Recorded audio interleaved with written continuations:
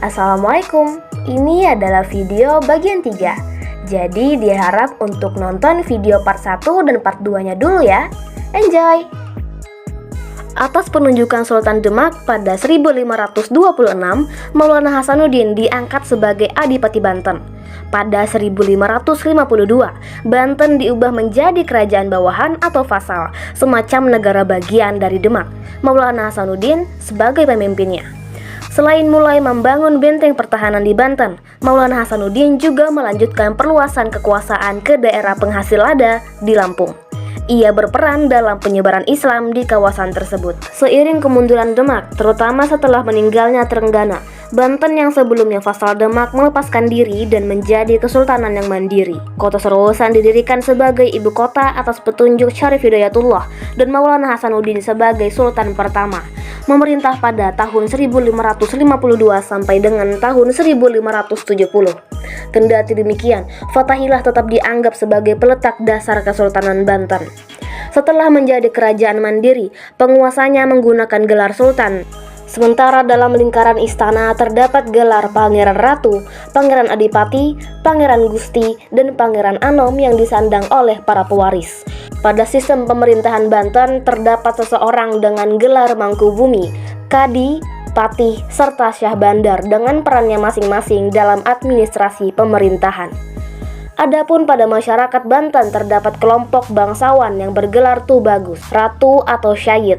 Golongan khusus lainnya yang mendapat kedudukan istimewa adalah kaum ulama, pamong praja, dan kaum jawara.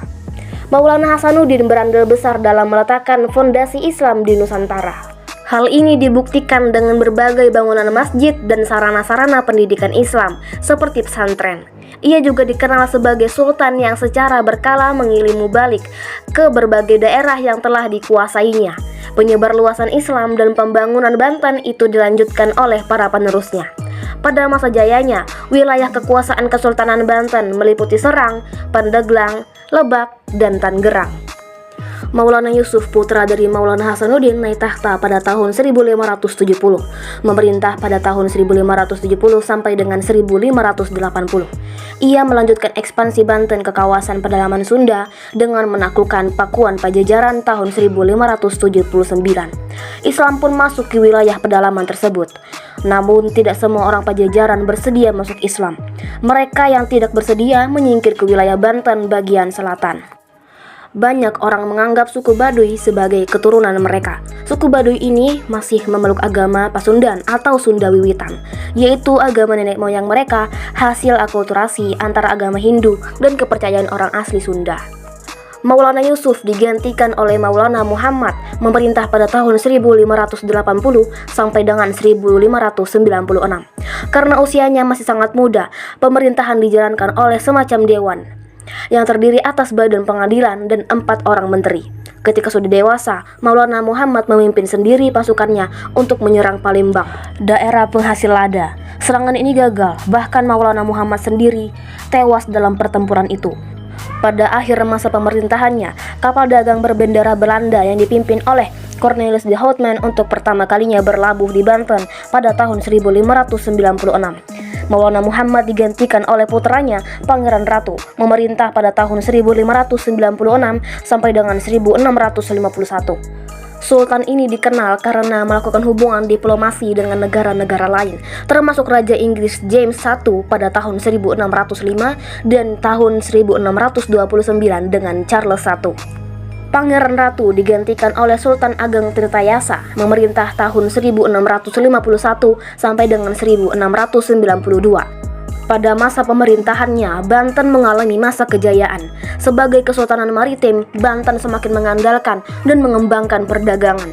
Monopoli atas lada di Lampung menempatkan Banten sebagai perdagangan perantara dan salah satu pusat niaga yang penting. Hal ini tidak terlepas dari armada laut yang mengesankan, yang dibangun mencontoh armada laut Eropa. Pada masa ini pula, Banten berusaha keluar dari tekanan VOC yang sebelumnya memblokade kapal-kapal dagang menuju Banten. Ia berusaha keras mengusir armada dagang Belanda dari Banten, meski gagal. Banten menerapkan pajak atas kapal-kapal yang singgah ke Banten. Pemungutan ini dilakukan oleh Syah Bandar yang berada di kawasan yang dinamakan Pabean. Selain di bidang pelayaran, Banten juga memperkenalkan pembukaan sawah di daerah pedalaman seperti di Lebak. Naskah Sangyang Siksa Kanda Engkarsian mengisahkan adanya istilah pahuma, peladang, panggerek pemburu, dan penyadap.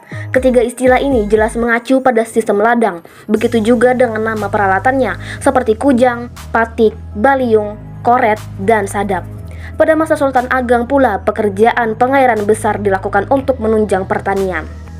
Pada tahun 1671, Sultan Ageng mengangkat putranya Sultan Haji sebagai Sultan Muda. Memerintah pada tahun 1671 sampai dengan 1686. Ia ditugaskan untuk menjalankan pemerintahan sehari-hari, sementara Sultan Ageng Tirtayasa bertindak sebagai penasihat dan pengawas. Berbeda dari ayahnya, Sultan Haji cenderung membangun hubungan baik dengan VOC. VOC pun leluasa memengaruhi kebijakan pemerintahannya. Sultan Ageng sangat kecewa hingga berniat mencabut kembali kekuasaan putranya itu. VOC memanfaatkan konflik ini dengan mendukung Sultan Haji. Namun Sultan Haji berhasil mempertahankan kekuasaannya. Sementara Sultan Ageng terpaksa menyingkir dari istana dan pindah ke kawasan yang disebut Tirtayasa pada tahun 1682. Lalu kemudian mundur ke daerah selatan pedalaman Sunda. Pada 14 Maret 1683, Sultan Ageng tertangkap lalu ditahan di Batavia. Dukungan VOC dibayar mahal. Banten mengerahkan wilayah Lampung kepada VOC pada 1682. Sultan Haji juga diwajibkan mengganti kerugian perang sebesar 12.000 ringgit. Pasca mangkatnya Sultan Haji pada 1687, VOC semakin mencengkeramkan pengaruhnya di Banten. Di antaranya, pengangkatan Sultan Banten mesti mendapat persetujuan dari Gubernur Jenderal Hindia Belanda di Batavia. Kalangan istana dan rakyat Banten kecewa karena lingkaran istana menyerah begitu saja pada kesewenang-wenangan VOC. Perang saudara pun meletus secara sporadis yang membuat Banten semakin mengalami kemunduran. Pada tahun 1808, Herman William Daendels, Gubernur Jenderal Hindia Belanda, mengumumkan dari markasnya di Serang bahwa wilayah Kesultanan Banten telah diserap ke dalam wilayah Hindia Belanda.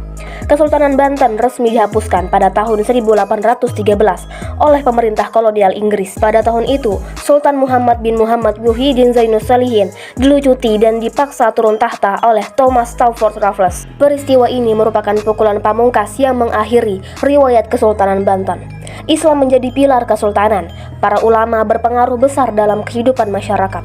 Tarekat dan tasawuf berkembang baik dan budaya masyarakat pun menyerap Islam sebagai bagian dari hidup mereka. Beberapa tradisi yang ada dipengaruhi oleh perkembangan Islam di masyarakat terlihat. Misalnya, pada kesenian bela diri debus, sementara itu kadi berperan penting dalam pemerintahan. Selain bertanggung jawab dalam penyelesaian sengketa rakyat di pengadilan agama, juga berperan dalam menegakkan hukum Islam, seperti hudud. Meski demikian, toleransi umat beragama di Banten berkembang dengan baik.